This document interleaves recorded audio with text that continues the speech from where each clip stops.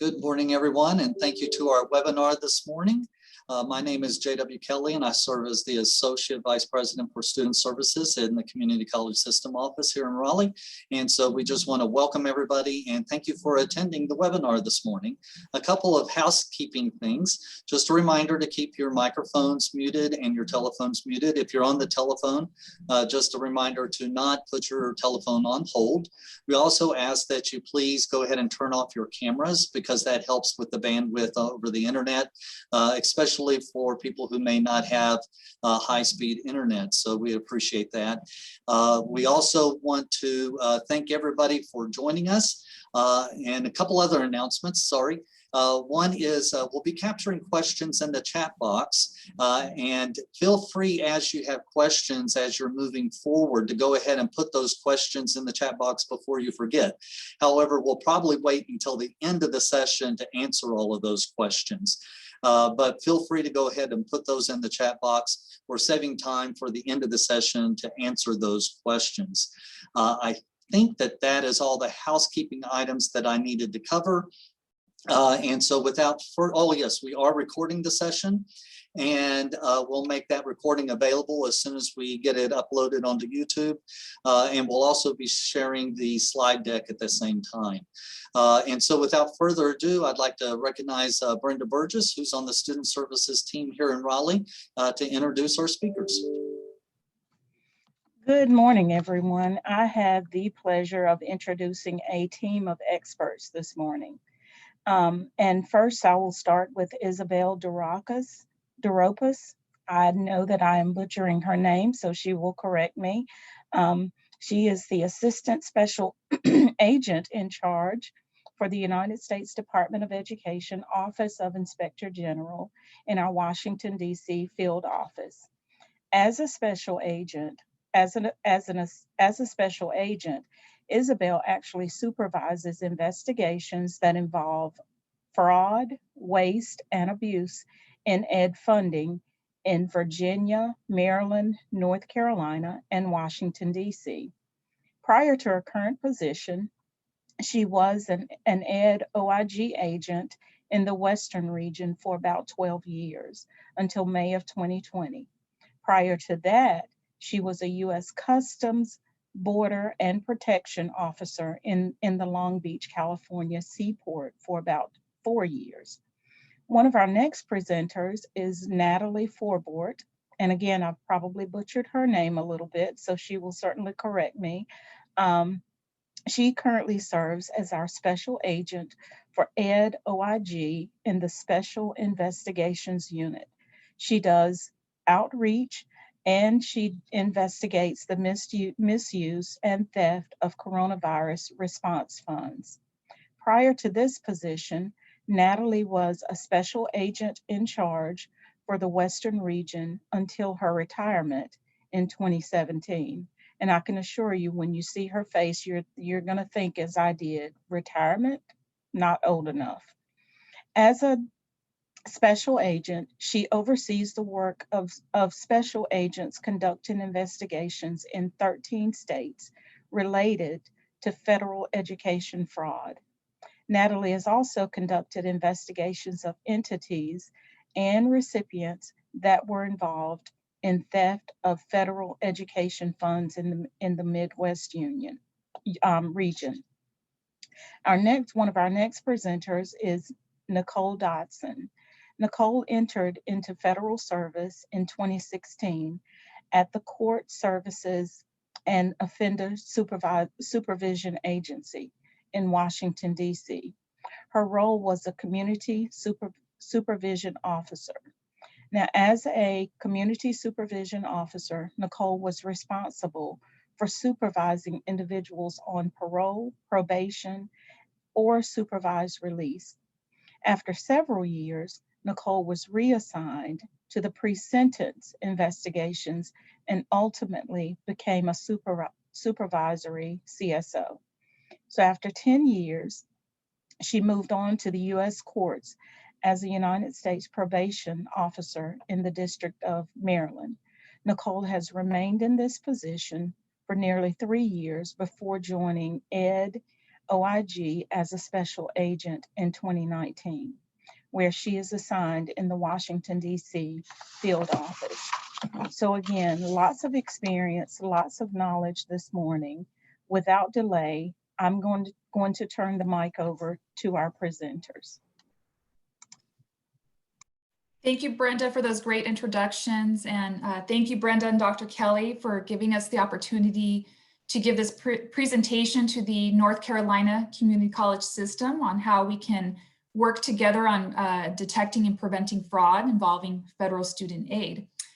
On the agenda today, we'll be giving a brief overview of the OIG, and we will discuss why institutions of higher education are targets for fraud. And we'll also provide some case examples of investigations that we have worked. We'll provide some ways on how you can mitigate your risk for fraud, how to report fraud, and then we'll have a Q&A at the end. So please save your questions for the end.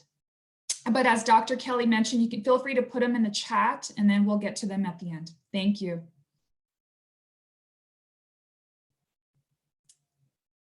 So now I'll go over the OIG and give you a brief overview. We were established by the Inspector General Act of 1978.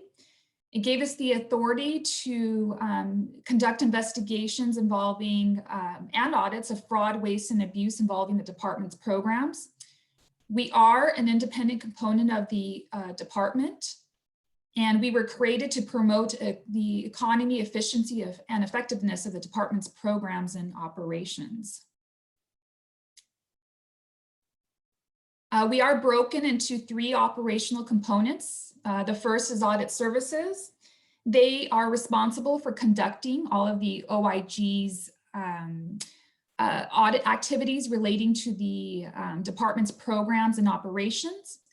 They do internal and external audits. And then we have ITACI. They're responsible for addressing IT management issues and security issues. IT security issues and investigating cyber-related crimes, conducting digital forensics, and doing proactive data analysis. And then the third component is investigation services, which is what Natalie, Nicole, and I are a part of. And I'll go into more detail about investigation services. We are comprised of federal law enforcement officers. We receive extensive training at the Federal Law Enforcement Training Center in Glencoe, Georgia. We're authorized to conduct criminal, civil, and administrative investigations involving grant and contract fraud involving the department's funding. Also, we investigate federal student aid fraud, diploma mill schemes, corruption in after-school programs. We do work with federal prosecutors at the U.S. Attorney's Office. We also work with state and local prosecutors. We have had cases in the past where we conduct we also have currently investigations with other agencies, federal, state, and local law enforcement agencies, to include the FBI. We do operate a OIG hotline portal. It's a portal for receiving complaints or allegations of fraud, I should say. And I'll go into more detail about that later. And then we do work with the department to make recommendations on programs vulnerable to fraud. Here's a map of OIG investigation services. The stars are where there are offices. I am located in the Washington field office, so is Agent Dotson. And it's in the Eastern region, which is in gray. And our office covers North Carolina, Virginia, DC, and Maryland. And then Natalie and I used to work together until she retired in the Western region. And then recently the Southern region was split into 2. And then we also have the Midwestern region.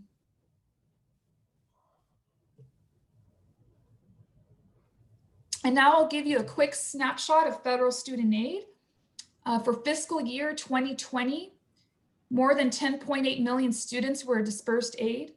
Over 5,600 schools, institutions of higher education participated in the federal student aid programs.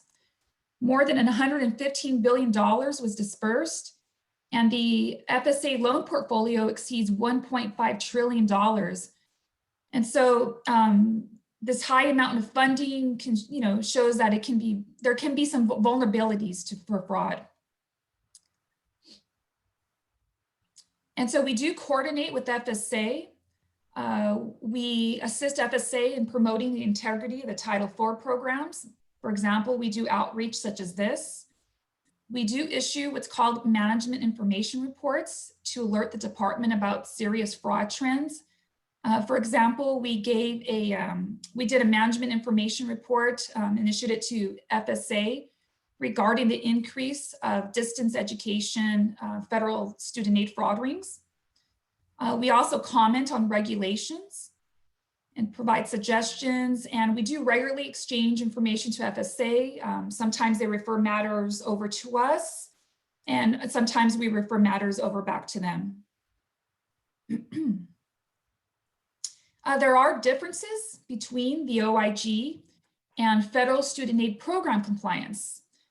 The biggest difference is that OIG investigation services can investigate any fraud impacting any of the department's programs or operations, whereas FSA program compliance is more administrative in nature. They do administrative investigations regarding violations of federal student aid regulations and the Higher Education Act.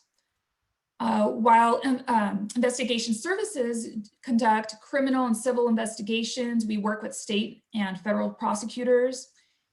And FSA program compliance, they take administrative actions. They do not conduct criminal investigations. So they'll take administrative actions, for example, putting a school on heightened cash monitoring. In investigation services, we are comprised of criminal investigators. We have the statutory law enforcement authority to carry firearms and to execute search and arrest warrants. And FSA program compliance is responsible for program operations of FSA, and they also are required to send allegations of fraud to the OIG. And investigation services, we operate independently of the department. And now I'll turn it over to Agent Dotson, where she'll discuss why institutions of higher education are targets of fraud. Good morning, everybody. So in order for us to discuss why institutions are targets of fraud, we first have to understand what fraud is. Essentially, fraud is lying or cheating in an effort to obtain something of value. There is an acronym for fraud. It's the financial reward acquired under deception. And so again, just lying in order to obtain something of value to an individual. Why your school might be a target for fraud: you have what they want, you have the money. As Isabel said, the department gave out over $100 billion in aid, and schools are getting millions of dollars, which make it ripe for fraud. Where there's money, there is fraud. And typically within the institution, you might not consider the threat of fraud. And you have a whole network that has data and information that's of interest to people, whether it's external or internal, hackers and the like. And as you can see there from statistics, there were in 2019, 118 data breaches, which involved the education sector. And then specifically for community colleges, you guys have lower tuition, you have rolling admission, which makes it easier for individuals sort of get in whenever they want. And then the lower tuition results in higher refunds for student aid, which also, again, makes it a good target for individuals. It's important for us to partner together. And again, I use the word partner, which is why you're important to us. You guys are the eyes and ears. You see things that we don't see, and you'll definitely see it before we do. You'll see things on the front end prior to the fraud happening. We are reactive. Where you guys can be preventative and also in helping us even on the back end. You do recognize something even if it's already occurred. And so that can result in good referrals and good working relationships. I've worked with some of you on this that are on this call today.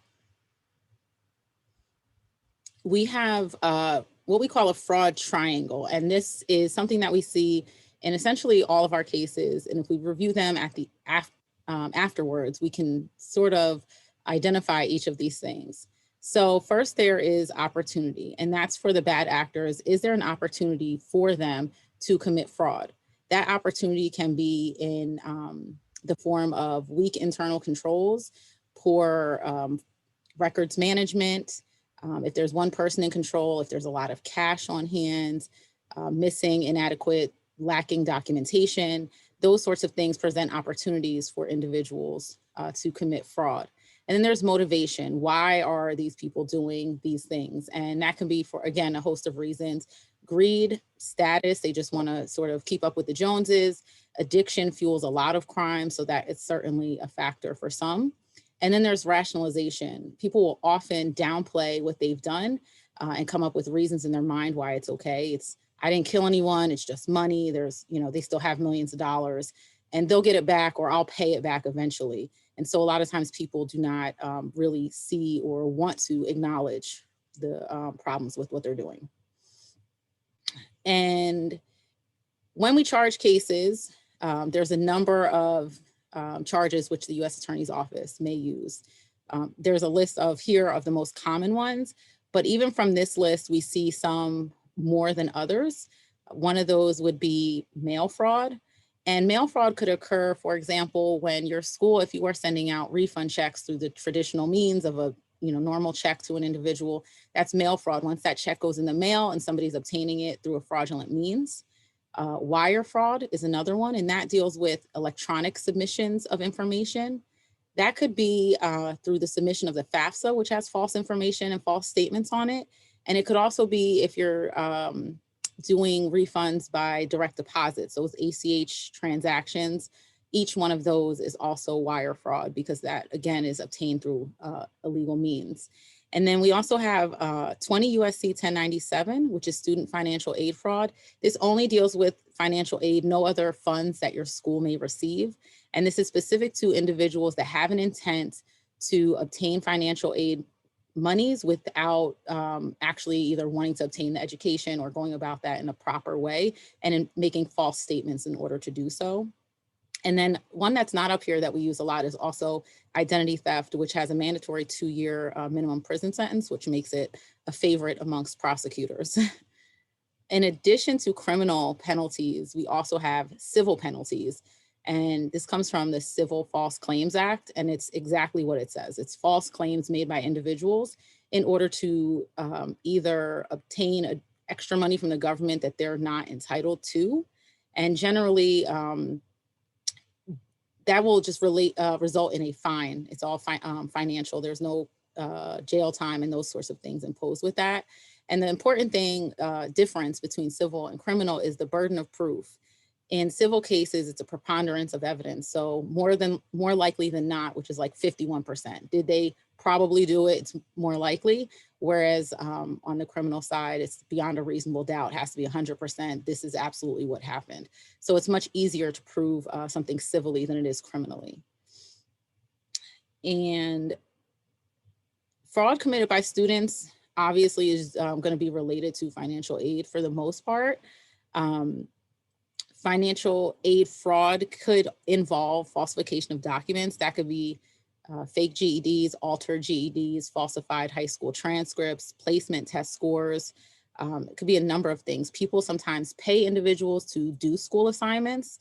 If you're not meeting, let's say, individuals have to obviously meet SAP in order to continue to be enrolled.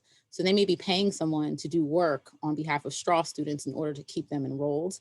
And then identity theft, as I said before, they're using people's personal identifying information for nefarious purposes. And we'll see these things a lot in distance education schemes. And then on the other hand, we have internal fraud, which could be a touchy subject, but it does happen. And that can occur in a number of ways. Individuals are sometimes kept enrolled in school after they've dropped out, or they're enrolled and were never students. Information can be falsified or destroyed as part of an audit, and that is also a crime to obstruct a federal audit. And then there's a 90-10 manipulation where somebody's maybe providing false information about how the school is obtaining that money that is not related to federal student aid. And there's also compromising of systems such as NSLDS, that information being utilized for purposes other than what it's intended for. So we have a few case examples, external fraud being the first. And the first one is in Danville, Virginia. And this is a scheme that occurred in less than 2 years. And it just shows you how quickly these people can act and get access to a lot of money in a short period of time. An individual used identities of more than 60 people. And initially this started off with just family and friends, which happens a lot. People solicit people they know for their personally identifying information to enroll them in school. And eventually they escalated the behavior and they posed as a higher education employee, and they targeted low income people to provide their information in exchange for what they termed as free money. And obviously this is a more susceptible population to, falling for a scheme like that. And this individual pled guilty to wire fraud, aggravated identity theft, and financial aid fraud. And the loss was more than $1.4 million. And as I said, that's in less than 2 years. And they were sentenced to a period that was just over 9 years and over $1 million in restitution. And then we have another case in Ohio. This one was going on for a much longer period of time. This was about 8 years. And this is good for you guys because this involved community colleges. And it was dealing with straw students who had no high school diploma or GED, which obviously you need in order to be eligible to receive financial aid. And these straw students were charged a fee in order to have a fake GED or transcript submitted for them, created and submitted for them. They were also charged for completion of work. And then when students submit documentation to the school for appeals purposes, and maybe they say there was some medical reason or something to that effect, they also falsified medical records, police reports, and any other documentation they needed to support an appeal in order to continue to get financial aid. And it's also a good thing to point out here, these students were splitting the money, so they were co-conspirators. However, sometimes an individual can be a co-conspirator, but they could also be a victim. So part of our job is to figure out who's really part of the fraud and who is an actual victim. And it is possible to be both. You can start as a co-conspirator and become a victim. And this person was sentenced to almost 10 years and nearly $2 million in restitution. And then on the internal fraud side, our first case is an associate registrar at Delaware State University. This was about 4 years of a scheme, and the associate registrar was not actually the leader of this scheme. What happened was they took money from the ringleader in exchange for changing the residency status of students. And so they accepted false documents that they knew to be false in order to justify the change in status, which obviously reduced the tuition significantly for each student. And so the university lost more than $3 million from these reduced tuition payments. And so this individual, although they themselves only received a certain amount of money because of the great amount that the university lost, they were ordered to pay just over $3 million in restitution. And the leader of this scheme actually was recruiting other students to be involved or to change their residency status. And that individual was sentenced to 42 months in prison, as opposed to this one was only 1 year.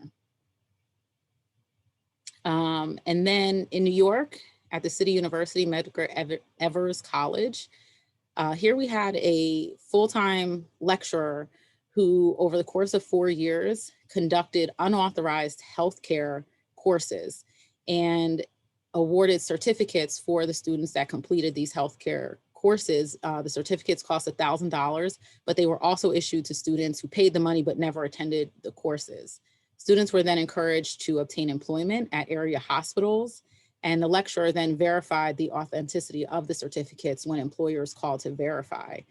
And he also provided copies of certification exams in order to help individuals pass licensing exams. Obviously very dangerous when you're involved in healthcare. And the lecturer actually sold a certificate, several certificates to an undercover agent. And then once they found out about the investigation, told the undercover agent to lie, which helped further the case. And so they pled guilty to wire fraud and were sentenced to a period of incarceration and home confinement. And finally, we have the Teachers College of Columbia University. And this was a scheme where it went on for about 8 years. And what happened here was the director of financial aid was approving inflated cost of attendance, excessive aid because of that, and cost of living expenses. And so all this extra aid was going out. The director also created fraudulent stipend requests and then turned around and approved those same fraudulent stipend requests. And so this individual was working in concert with 4 students who were co-conspirators, and they received just about $1 million in kickbacks. And so this individual was given a 40-month sentence, and then you had the students also sentenced to various terms of imprisonment and supervised release. And so with that said, I'm going to turn it over to Natalie, who will discuss some of the CARES Act funds. Thank you, Nicole. Good morning. I appreciate the opportunity to be here today to talk to you. I'm sure there's a lot of information that's being provided. I know NASPA is trying to provide a lot of information regarding the Higher Education Emergency Relief Fund. And so I'm here to talk about HERF, which is, obviously the shortened term for it, and then some potential fraud schemes. And we actually, I'll mention a case that's recently been charged involving a similar type of scheme to what Nicole had mentioned. So you're probably all familiar with all the pieces of legislation, but I'm just going to give you a brief overview. As you know, the first funding that came into play was the CARES Act, which was done in March of 2020. And there was $13.9 billion that was awarded to institutions of higher education by the Office of Post-Secondary Education. So under that funding, and we'll talk about the other funding streams when I show you a graph here in a minute. But under this, for HERF, there was 2 sections that were created, which you're probably familiar with, the student aid portion and then an institutional portion. And then these are all the grant award designations. So with this legislation, as we talked about earlier, when Isabel and Nicole were talking about, they were mentioning the Federal Student Aid Office. This funding is overseen by the Office of Post-Secondary Education, which, as you know, they're a grant administration office. So there's different procedures in place. For example, when the funding was provided to the institutions, there was discussions held.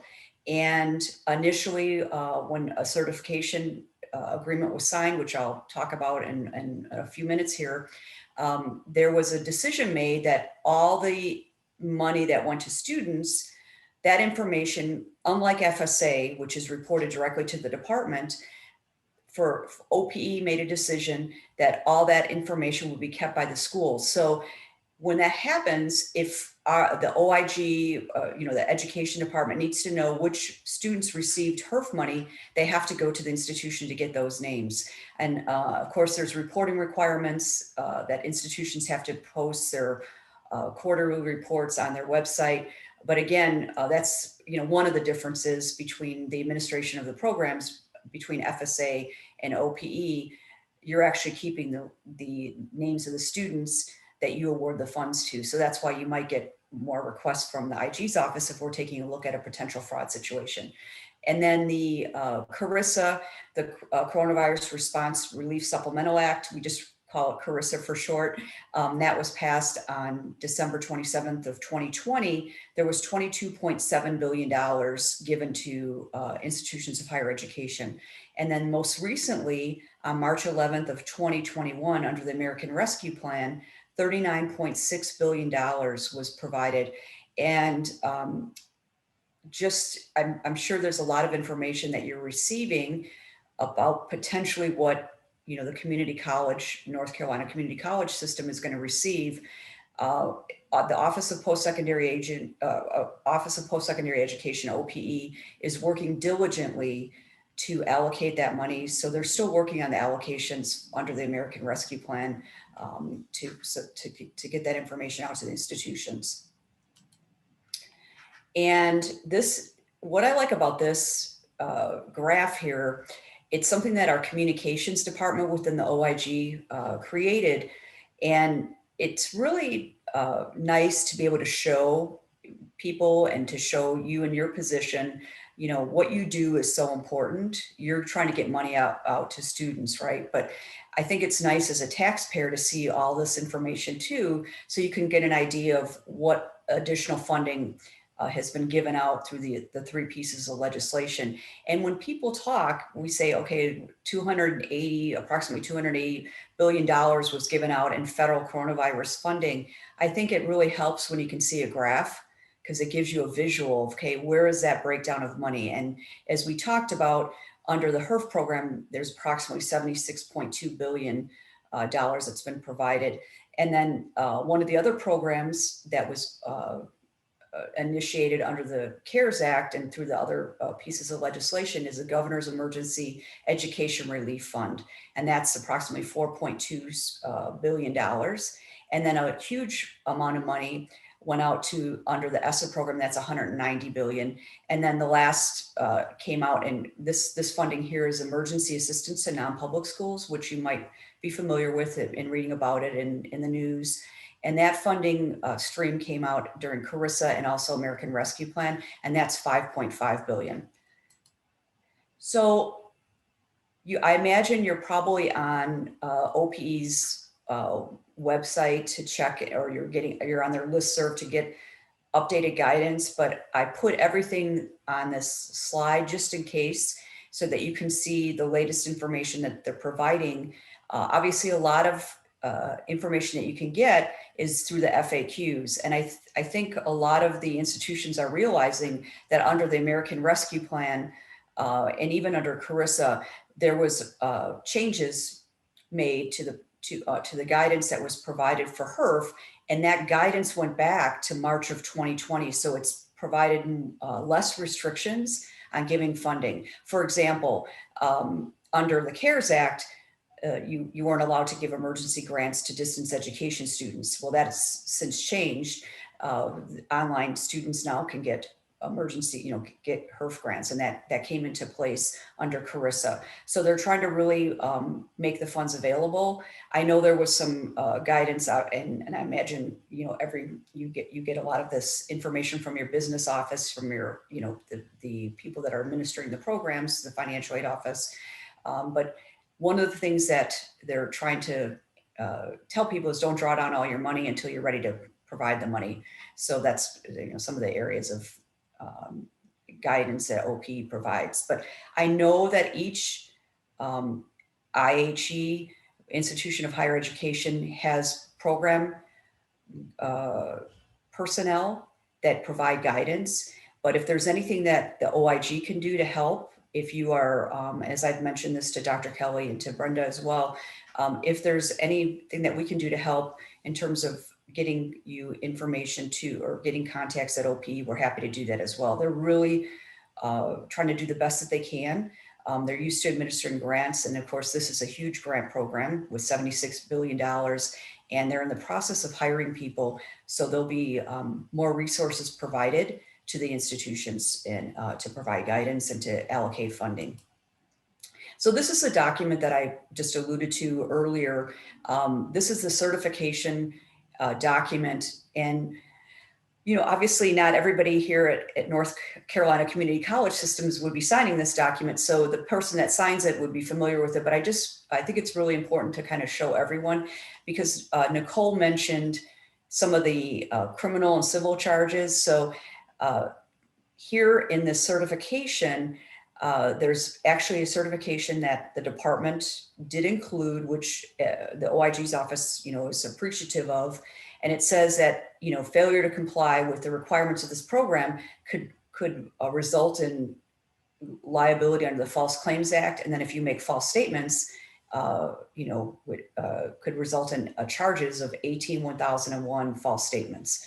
So in here, there's different, emphasis on all the things that are required to be done, just kind of an overview. But one of the things that's also provided in here is there's a requirement that if the OIG contacts you, we're representatives of the Secretary of Education. So you have to provide the information to us. We're FERPA exempt. And I had this question come up when I've asked for HERF information. Some schools are confused because it's a new program, so they're concerned about violating the FERPA requirements. And I have provided guidance that our counsel's office has given, which is basically the same guidance that you get under the federal student aid programs. Any of the U.S. Department of Education programs where we are allowed to get that information because we represent the Secretary of Education, and we're using it for for our investigation purposes. But I can provide further information if anybody has any questions related to that. But there is no difference in terms of whether or not an institution should provide the information under HERF, the HERF requirements. Any Department of Education program, we are representatives of the Secretary, so we are able to get that information. So when we talk about potential fraud schemes, we're projecting because these programs are so new. However, we do have a case when there's some potential schemes that we listed out. So we did this slide back in January of this year, and we said, oh, well, potentially we could see distance education fraud. Students are going to commit identity theft, and then they're going to falsify eligibility for emergency financial aid grants, which, you can set up all the internal controls. You can, I know that Isabel will discuss that further, how to, ways to prevent fraud. However, there's individuals that are out there that know the programs and they figure out ways to work around that. So sure enough, after we create the slide and we discuss it, there were people that were committing, unfortunately, that were taking advantage of this situation. And what's so sad about that is money needs to be there for people that really need it, right? That's why the purpose of these are emergency grants, just like federal student aid is for people that need the money. We had a situation where 2 students down in another state took the identities of other students, and they used the school's online portal to apply for emergency grants, HERF grants, under the names of these individuals. And the dollar loss was, about approximately 40,000. But the U.S. Attorney's Office, given that the fact that there hadn't been any cases yet involving federal education coronavirus fraud, given the importance of this program, they wanted to make sure they sent a message to other, people that might be thinking about this, and also to protect the integrity of the program. They brought forward an indictment against these 2 individuals, and the case is ongoing. So this would be an example. That case there is an example of distance education fraud and also identity theft. And we're just projecting, again, based on the cases that you heard Nicole talk about, when there's opportunities, unfortunately, for people that are in positions of trust, or people for various reasons that were mentioned, opportunity, motivation, greed, we potentially could see fraud schemes involving the HERF program as well, where you have situations where there's purchasing equipment that doesn't, there's not internal controls, the equipment isn't there, potential public corruption, people that are in positions of trust taking the money, and then even procurement fraud. And then potentially there could be Title IV refund fraud too, waiving refunds for students that don't exist.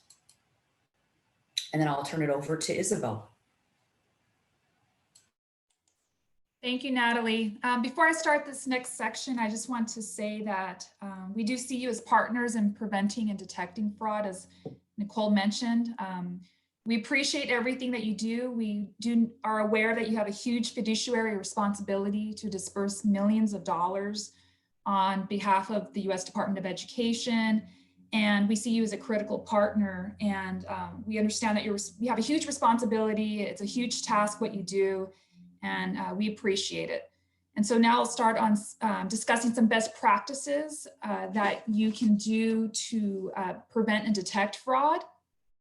First, we recommend that you do a fraud risk assessment to identify any risk factors for fraud, and then create a plan to reduce those risks. So first, we recommend working with your IT department to see if you can identify if there are large groups of students sharing the same IP addresses, phone numbers, email addresses, as these can be red flags for a financial aid fraud ring targeting your community college. Also, if your community college disperses refunds instead of using a third-party servicer, we recommend seeing if you can identify if common bank accounts are being used to disperse or receive deposits of the student refunds. If you use a third-party servicer to issue refunds, we do recommend seeing if you can work with them to see if they can identify any red flags, such as common IP addresses, same bank accounts being used. We also recommend working with your admissions department to see if they see any of the common factors on admissions applications, and also to let them know of what the red flags are. And then also another red flag would be, for example, the same person calling on behalf of multiple students to check the status of their admissions application or their federal student aid or HERF funding. We also recommend working with your IT department to see if they can flag any students that are large groups of students sharing the same passwords or challenge questions to access their online student account.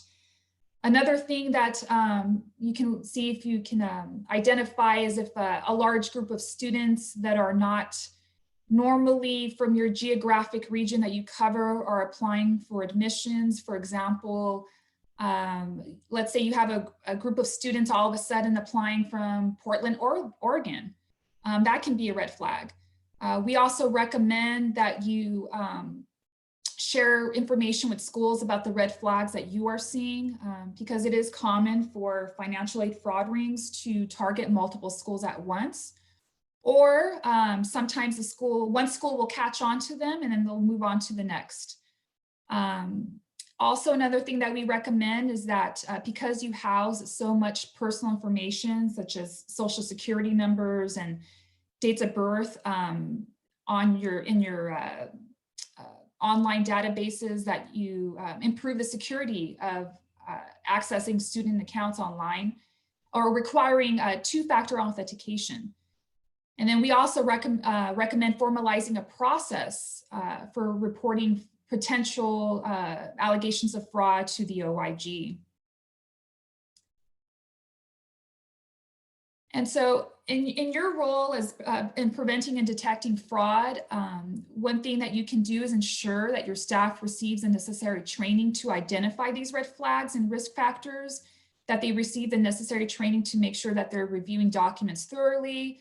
If there's any discrepancies, that they're requesting additional information. Also, you can stay current on alerts and a communication from the Office of Post-Secondary Education and FSA. And then you can also stay alert on fraud trends that are affecting community colleges or other institutions of higher education by following the OIG on Twitter and Facebook.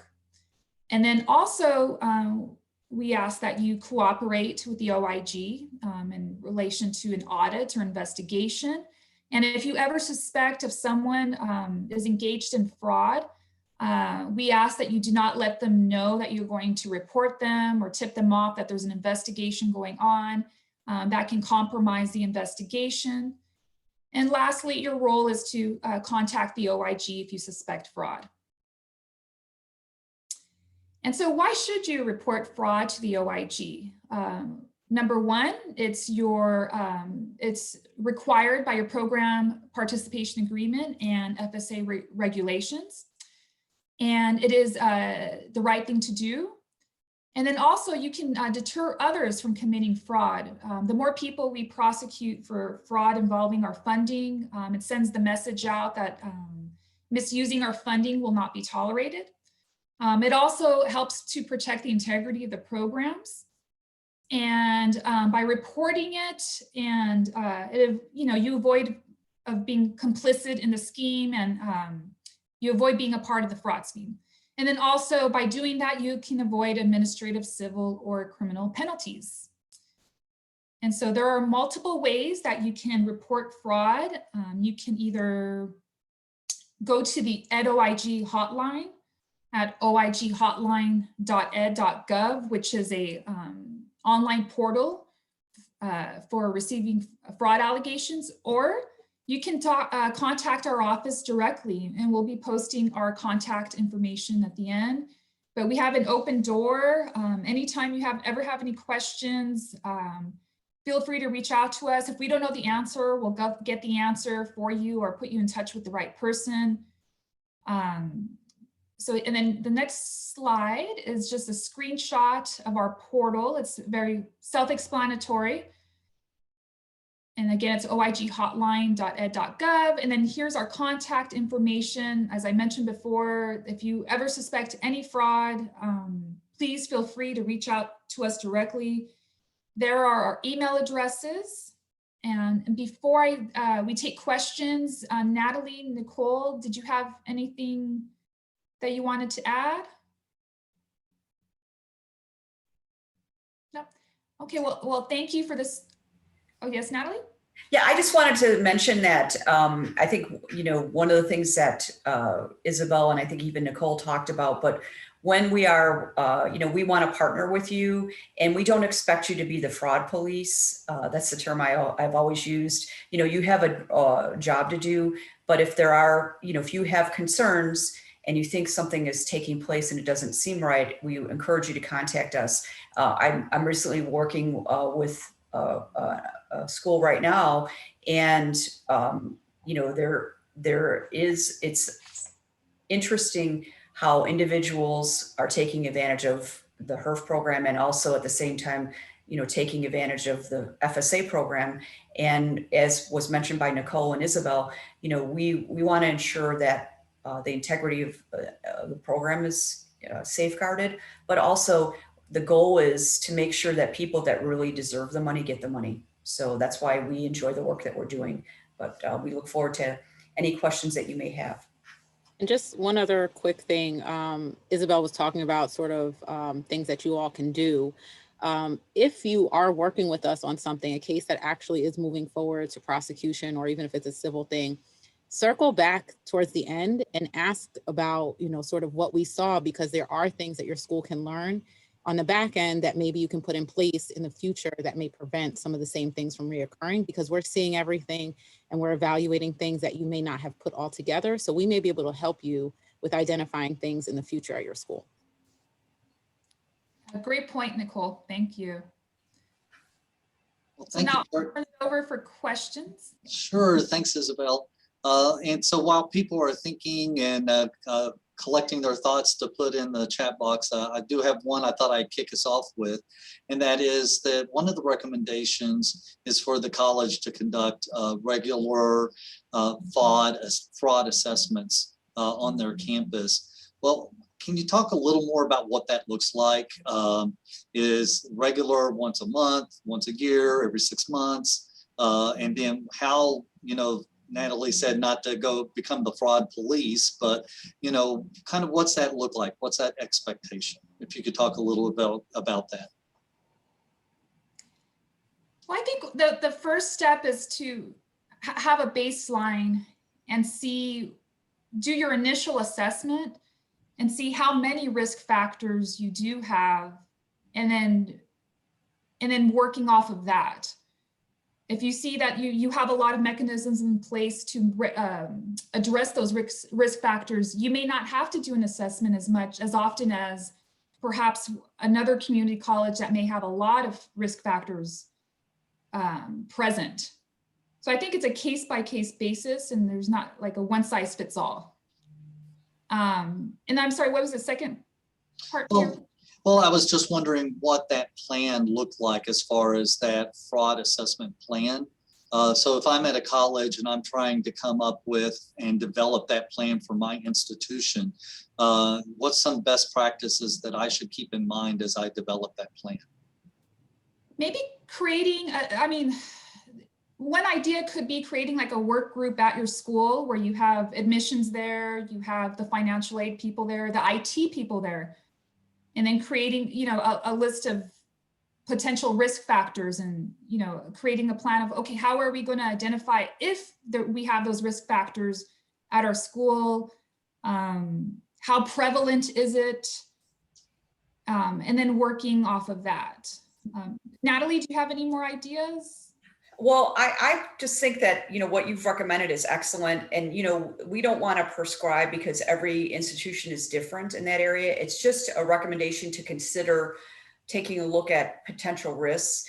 And I think if you're in communication within all your departments, that really helps too. I think what we've seen in prior cases is there's been some things that have been noticed, for example, and I'm just simplifying it, but there's been things that have been noticed of potential concern by the admissions department, but they didn't communicate that with the financial aid office. So I think keeping the lines of communication open.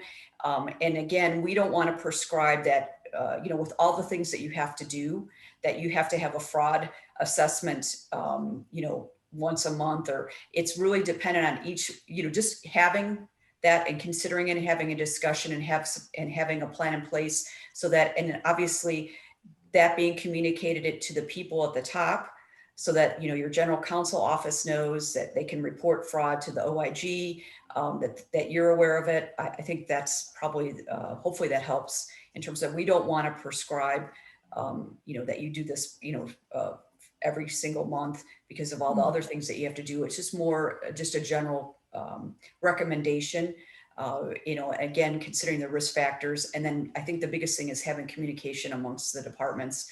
And if there has been situations where people, because, sometimes the people are so busy, they're in their own role doing their work. And when that happens everywhere, you're so focused on your work, just making other people aware if you see potential areas of concern, and not to be afraid to contact the OIG on different matters. And one thing I'll bring up, which is not, it's related in a way, but we have had schools that have brought this up during other presentations. Oh, I've contacted, the IG's office.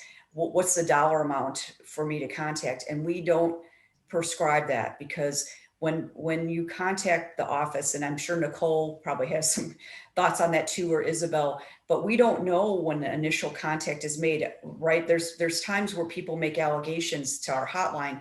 Our job is to do an investigation. There's many times where those are not fraud situations. So that's our work too, is to take a look at something and we determine that there isn't fraud taking place. However, if it is a fraud situation, we don't know when the initial referral is made, because we're giving you these cases that were mentioned by Nicole, but they could start off as, a small dollar amount. And until we take a look at it, we don't know the scope of the fraud, because they might be people that are in positions of trust. Even they might be doing other things, other types of fraud besides education fraud. And then even with the individuals that might be involved in fraud that could impact other institutions. So we do want you to make contact early on. That's the best advice that I would recommend. And I know Isabel and Nicole would have maybe other suggestions in the area.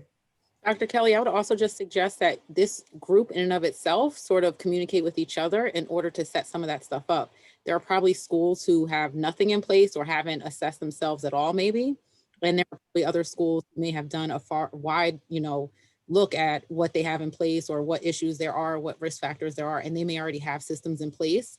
So maybe identifying some of those schools to talk about it within your group to help those schools who have not yet put anything in place would be beneficial to everyone. Yes. Thank you. All of that is very good advice, and we definitely appreciate that. One last question before we get to the questions in the chat box. They're starting to come in now, and that is, what's the top 3 mistakes, I think I would ask, that a college makes? Communication was just mentioned, failure to communicate across functional areas. But are there any other types of common mistakes that an institution makes that they should keep their eyes open for? I would say one is waiting too long to report allegations of fraud to us. Because the longer you wait, the larger it grows. And then also the school trying to do their own investigation, because that can alert the subjects that they're, somebody's onto them, and that in the long run can compromise an investigation. Nicole, did you have another one? Yeah, I think the other thing is that the school has the ability to challenge some things with students, these identity yes. verifications and other things. And in some instances, it seems there's this hesitation or unwillingness to do that. Or when you have something that you know to be false, to still give people the opportunity to submit, more documentation and more documentation, sometimes additional false documentation, without making a decision or cutting somebody off. And that just leads to a larger problem. Once one person gets in, and that means it's just going to be more people. So I think the school also has to take decisive action when they recognize something is happening. And, Yes. and if you have questions about like verification and questioning discrepancies in documentation, always, know that you can reach out to your FSA point of contact for clarification on that too. So I would just add to what Nicole and Isabel have said is, when external parties are involved in committing fraud against the institution, it's not a reflection of the institution. And I think sometimes people might think that, and I've had that when we've done cases in the past. They're worried about the perception that it looks, and that's reflective of the individuals committing the fraud, right? So it's not, you're trying to do your job, get money out, help students. And I think for an internal fraud situation, well, the only thing I would, you can set up strong internal controls, but if a person is in a position of trust, one of the, mistakes or whatever that could be perceived as if there aren't strong internal controls and separation of duties. And I'm sure at the community college level there are, and also, ongoing, there's audits that take place. I know that the state auditors in different states, they're getting ready under the Single Audit Act to take a look at how institutions of higher education are administering the funds. So I'm not saying it's going to happen in North Carolina, but don't be surprised if the state auditor's office at some point in the future will take a look at how the funds were administered. And so it's not to take a look at, did we use the funds? We got clarification about how to use the money. It's situations where somebody's in a position of trust and they actually take the money and use it for an unauthorized purpose. And Dr. Kelly, I know in North Carolina, you guys also have the residency determination service, and there are potential issues in there as well. So I would also say the community college system communicate with the residency determination service because there are some issues that cross over, and communication could very easily identify some of those issues for each entity, and it would be very helpful to both of you. And also, keep in mind too, and Natalie touched on this earlier, is that when you make allegations to investigation services, is that we see you as a partner. If there's a fraud group or a financial aid fraud ring targeting your school, we want to work with you, work together to get the information we need to conduct our investigation. I don't, Nicole may have she's communicated with some schools in North Carolina, and that I think they can attest that we see it as a partnership and working together. Well, thank you. We appreciate that. And the first question we have in the chat box is, can you clarify the required reporting for financial aid to students for each of the CARES, HERF, and CRRSA funds? What's the reporting requirement there? If anybody knows.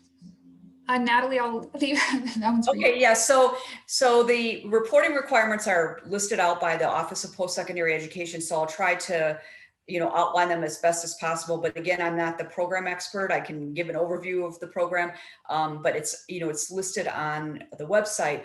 There was an initial certification and application that was completed under the CARES Act that was signed by, whoever was designated within the North Carolina Community College system to sign that application. And then there are quarterly reports that were required related to the expenditures that are given to the student for the student portion. And then there is a yearly report, an annual report that OPE has requested be completed as well. And I believe that deadline is, I get it. I want to make sure I'm not giving the deadline for the Office of Elementary and Secondary Education, because that's a different program, but there's an annual reporting requirement as well. And I can provide that additional information.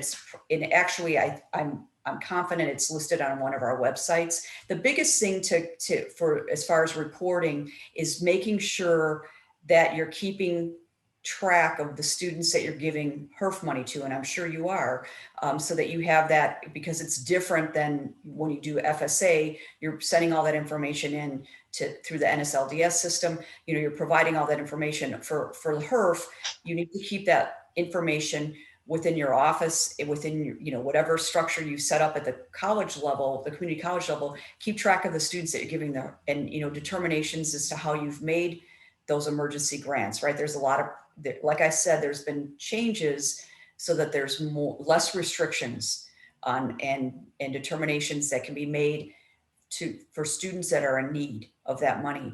So, and obviously that applies to distance education students, but the requirements are quarterly for the quarterly, for the student portion, and then the institutional portion requirements. Those are obviously outlined in probably the site that I gave you, but it's, a yearly requirement. But again, communicating with your program, whoever is responsible for reporting HERF information at your designated college, and I don't know if it's at each college, if you've set it up that way, or if it's somebody at your top, top official to do that.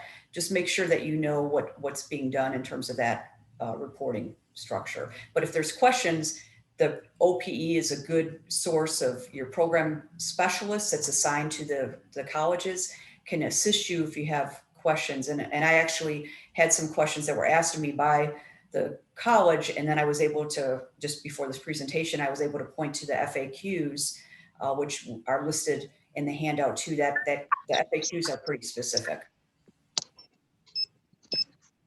So hopefully that answers the question. If there's any further information needed, please don't hesitate to email me, and I'll be happy to get back to you. Don't be afraid to contact me by email. Okay, thank you. Appreciate that. The next question we have is for our student monies, and I think this is with the HERF emergency monies. We have tried to use an application process for students to apply for the emergency funds. However, we have had poor submission from our students, and we know we have more students who have been affected. We are looking to do a mass distribution rather than requiring the students to submit an application. What are your recommendations for documentation with a mass distribution or disbursement? Well, that's a pretty involved question. And I would probably recommend, I can tell you what my perspective is from the OIG, right? But we don't want to I don't want to be giving program guidance. And it's not that I don't want to answer the question, but I want to be, clear. For mass distribution, I think the best thing is to coordinate with the Office of Post-Secondary Education with your program specialists, and they can give you guidance because they know what other schools are doing in terms of that. I think the biggest thing is setting up a process where you are you're making it clear how you're determining that somebody qualifies for that grant. But again, I don't want to tell you set up your process for you. I hope I am understanding the question clearly. I think it's best to contact with the Office of Post-Secondary Education if you have questions about a mass process in there. I think the biggest thing, they want you to get the money out, right? And I think the biggest thing is to make sure that you have a process in place and that you're making determinations as to how students get that money that meet the criteria. Also, from a fraud perspective, when you're talking about mass disbursements, I think Isabel might have mentioned looking first at, multiple students identifying the same bank accounts or same addresses for checks, because it's, again, another situation where you could be running into an individual who you don't even know is there, already a straw student, and now they're collecting funds for a number of students. So just from a fraud perspective, you want to think about some of the other issues that may arise. Okay. Our next question is, you mentioned you want students who deserve the money whoa, sorry, my chat just slid up, are getting the money. specifically with her. Are you looking at specific pieces of awarding or distribution policies to ensure this? For example, if we establish a specific amount for groups and then then there are funds left over, this leads to a subsequent question of metrics you might be using to determine audits or program reviews. So it's very similar to the last question. Any follow-up to that? Or Well, additional information? Yeah, I would say that, you're setting up a process. It's a new program, right? So we're giving you recommendations from the OIG perspective that here's what we've seen on prior fraud cases. However, when you're administering a program, the goal is to get money to the people that need it. So we from investigation services, we're not going to come in and I just want to make sure I make that clear. We're not going to come into the community colleges and say, well, you set this up wrong. It's more when you're setting it up, you look at that process, you follow the guidance that's provided to you by OPE, and you do the best job that you can. There is potential in the future that, like with any program, that there's audits that will take place or reviews that take place. But I think I think community colleges, are structured. So the biggest thing is to consider all the things that we mentioned, but not to feel like you shouldn't be getting money to students. And I can't give you, I don't want to be sitting here giving you the, program advice. Again, I just want to make sure I make that point clear. We're giving you advice about preventing fraud, but as far as program advice, I think it's best, to work within your community college structure, because you have the experience administering the programs, and also to coordinate with OPE. And I know that's different than when you contact FSA, because that program's been in, federal student aid has been in existence for a long time, so it's more structured.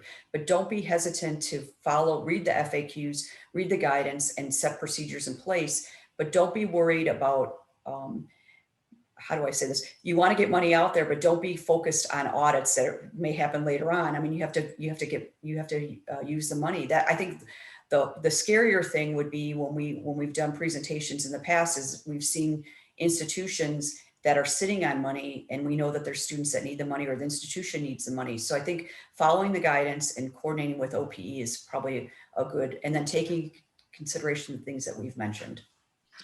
Hopefully that helps. Yes, and that was actually the follow-up question from the same person, is what would it be considered an internal fraud if money was held back because of their interpretation of the policy? And I don't want to answer that question for you, but that would be fraud. I don't want to, how do I say that to you? I mean, fraud, I hope I'm making that. Internal fraud would be a situation where people in a position of trust took funds from students that for personal gain, or they took money in the names of students. I'm just giving examples here. It's not fraud to withhold money until you figure out the procedures that you need to implement to get the money out there. I wouldn't think that you would be second guessed about waiting until you get clear guidance and clarifying things to get funds out there. But that's not, to me, if you're waiting a little bit of time to figure out your procedures, that's not a fraud situation. So hopefully that helps too. okay. And this is the last question we have in the chat box. So if anybody else has any questions, please feel free to go ahead and post those. And just a reminder that we are recording this and will provide the slides. During recent single audits, there seems to be an extreme emphasis placed on the Gramm-Leach-Billy Act. This act was enacted on November 12, 1999. However, most recently getting more attention.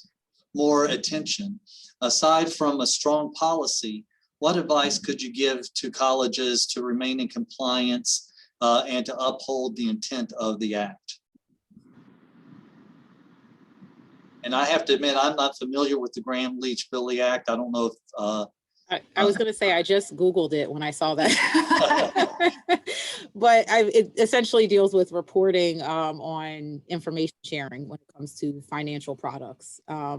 So for me, I'm not quite familiar with it. I don't know that we can really speak to that. And that might be a question more suited for perhaps OIG audit or FSA, perhaps. You know, because we do not conduct, well, investigation services does not conduct audits. So unfortunately, we're not familiar with that act.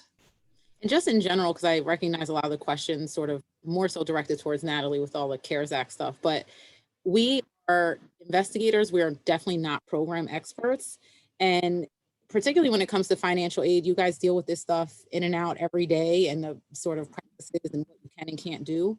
And we are asking you questions, or we're going back to program offices ourselves to ask questions, because you have to remember we're overseeing and investigating things that deal with everything from K and Head Start programs all the way up through the colleges, grants, everything that the department gives out. So we are not by any means experts in any individual program, even though you're dealing with us maybe on a routine basis, but we are not the program experts. And the same people we're directing you to are the same people that we're going to go to and ask questions also.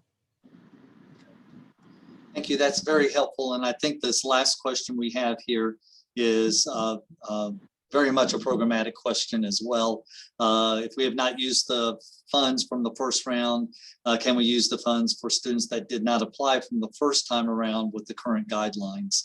And I think that would be a programmatic question as well. As I'm seeing Nicole shake her head. Natalie, did you have something? Yeah, I responded and I just said that that's what I would recommend, is contacting Office of Post-Secondary Education. And you know, I really appreciate a lot of these questions because it gives me, gives all of us a perspective, because it's such a new program.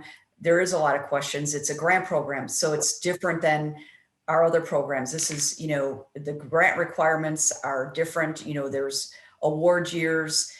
You're allowed to do different things with grants that you can't do with other programs. And so that's why I think it's best to go to, they have some very knowledgeable people within the Office of Post-Secondary Education. Again, like I said, they're hiring more people, and I know they're short staffed, but they will try to help you answer these questions and give you guidance. I know that routinely they get questions through their mailbox that people, their program experts answer. But if for some reason you've been asking and you really need to have it answered, if there's some way that we can help you, we will try to contact them and mention that, like I did on this other question that was asked before the presentation, I'm happy to, contact OP and let them know that you really need this information. But I would suggest, with the program aspect of it, I want to make sure you're getting the correct guidance. And we want to help you, but we don't want to give you information that isn't correct about the program. But I can understand there's a lot of questions in this area. And thank you for that, Natalie. Before we turn the mic over to Brenda for our closing comments, I do want to ask one last kind of general softball question, and that is, are there any questions that you typically get from colleges that we failed to ask today? And then do you have any closing thoughts and comments? So, so when you make those closing thoughts and comments, kind of think about what typically you get asked and maybe we didn't ask you today. I know Natalie has a lot more experience than me with the types of questions that are typically asked. But I think sometimes people will ask, I reported fraud and I never heard back. That's a common question. We usually, if you do report any allegations to us, we typically do not update you on the status of the investigations. But we do, review them thoroughly. And if you ever have any questions about them, feel free to reach out to us. We are limited sometimes in what we can tell you, but as I mentioned, feel free to contact us. Natalie, Nicole, do you know of any that? Well, I would just, add to what you mentioned. It's not that we don't want to, the agency doesn't want to provide information. We just have to follow the procedures that are required for doing our investigations and protect the student's privacy. Even if you've made a referral, there's steps that we're taking that we can't disclose based on what the prosecutor wants us to do. However, I do know that agents are very thorough, and they try to, once there's public information about the case, if there is a prosecution going forward, they do try to let the school know about that. And Yes. and yes. when once it's public, but it's not that, I think, you know, with anything, there's limited resources. You have limited resources. There's limited resources within agencies, within the different prosecutors' offices. So some of the cases, even some of the ones that we mentioned, they can take, you know, it's not done in 2 months. You know, it's a case that takes a period of time. A fraud case takes a while to get all the documentation that's required. We have to make sure we establish all the evidence and all the procedures that the prosecutor wants. So it can take a while for a case to be prosecuted. So sometimes schools think that, oh, I referred something and I never heard anything, but then they find out, you know, a couple years later. So, you know, you can always contact the office that you reported it to and, you know, inquire by email or whatever, and they'll be able to share what they can related to it. But we do appreciate, again, to emphasize, we do feel that, you know, what the work that you're doing is so important. Education is critical for people, and getting people money to pay for their education is critical. So we do want to partner with you. Obviously, we're giving you examples of fraud cases, but we recognize that you have a lot of responsibilities. Thank you, Natalie. Nicole, do you have anything to add? No, not in terms of common questions necessarily. I think just to sort of piggyback on the idea of what happens, I think that probably is maybe the most common question. But the other thing is, when you do a report, and this goes back to like, what is, you know, how much money does it have to be, and those sorts of things. When you're reporting things, you have to remember we have a hotline. We're maintaining, you know, information. It might be $2,000 at your school, but it might be $100,000 somewhere else. So things are often related that you don't know about, but we can see. So, which is another reason why we say it's, you know, you can't do anything wrong by reporting it. It's when you don't report it that it can grow. We just want to partner with you. So when we reach out to you and we contact you, you're not in trouble. We want to work with you. We need your help to do our job, and we can help you guys to do your job better as well. Yes, thank you, Nicole. And in closing, we do, as Nicole and Natalie mentioned, we do see you as partners. We appreciate everything that you do. You do have a huge responsibility, and you know, feel free to reach out to us anytime if you have any questions. And thank you for giving us the opportunity to speak to you about preventing and detecting fraud today. All right, thank And you very- ladies, were you speaking, Dr. Kelly? I was just turning the mic over to you, Brenda. I apologize for talking over you. Thank you. I just got a little bit ahead of myself then. Team, I would certainly like to thank you for all of the information that you have provided today. Isabel, Natalie, and Nicole. We do want to form that partnership with you guys, and some great takeaways that I received from this, and I believe that our community has too, is that, you know, communication is certainly essential. It is key, and we can't do it without all of our offices actually talking with each other. A lot of times we think that fraud starts in a financial aid office and ends there, but you all gave us great examples of how, you know, fraud can easily fall into the hands of even faculty, IT, admissions, and of course, as well as financial aid. So one other thing that I, you know, took away from that is, if we see something, we need to say something. Especially with those IP addresses, and also, you know, students using the same address, and that we as institutions do have, you know, the ability to make those hard decisions, to challenge information that we see that could potentially be become a fraud issue. One question that I have for you guys, and you can certainly answer it in the chat if you would like, is, I know a lot of times I've been at a school before and have had some investigative issues, and you all reached out to me via email. What is your normal mode of communication if you are reaching out to a school? So if you could share that information, and we will let that be the close.